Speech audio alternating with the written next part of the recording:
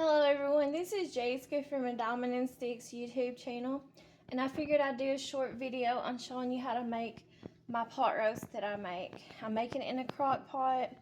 I'm going to let it sit overnight on high temperature, and as I lay down the rest, I'm going to let it sit and cook in this crock pot. I used probably about 8 or 10 potatoes because I love potatoes, and whenever I was slicing my potatoes, I would just slice them in half for this pot roast, and then after I sliced them in the middle in half, I would slice them in half again so they look like that. And then I used probably about 8 or 9, a little whole bag of onions because I love onions. And then you don't have to be like too careful on how you're slicing your onions for a pot roast. It really don't matter too much. And then I used 3 or 4 of these green bell peppers. And the same thing whenever it comes to slicing your vegetables for a pot roast. It doesn't matter too much. And then I probably had, I don't know, maybe 8 carrots to use up. I had quite a few, so I just cut them up and I put them in here too. Now I think it tastes better myself whenever you don't really cut your carrots really small when you're making a pot roast like this, just an everyday southern type pot roast. I don't think you need to cut them really tiny. And the same thing with your potatoes. You don't need to cut your potatoes paper thin or nothing for this pot roast.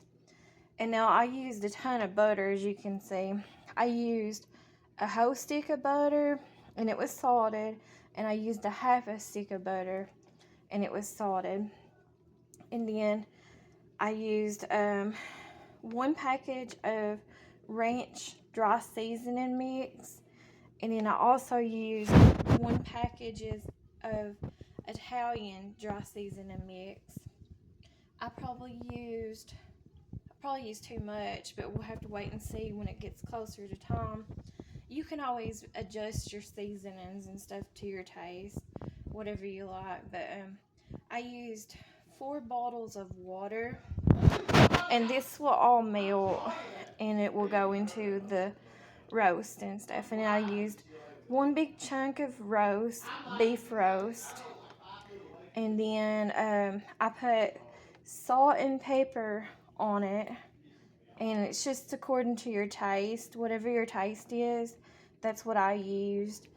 And I'm pretty sure that brown gravy mix, dry brown gravy mix.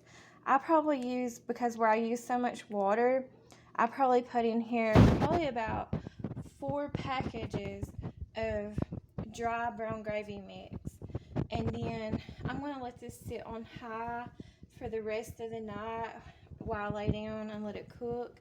And we're here in Eastern Kentucky, and I don't know what the weather's going to be. I know right now it's trying to sleet, and I don't know if it's going to be icy or if it's going to just sleet or snow or rain, what the weather's going to be.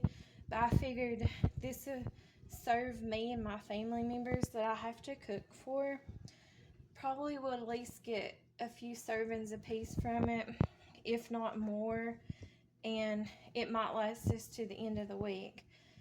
So anyways, I'll show you the finished product of it, what it looks like on a different video. But I'm going to put the lid back on it and let it cook throughout the night as I lay down, and I'll do a different video and show you what the finished product looks like. Anyways, thanks for watching, and I hope everybody has a good night. Thanks, bye.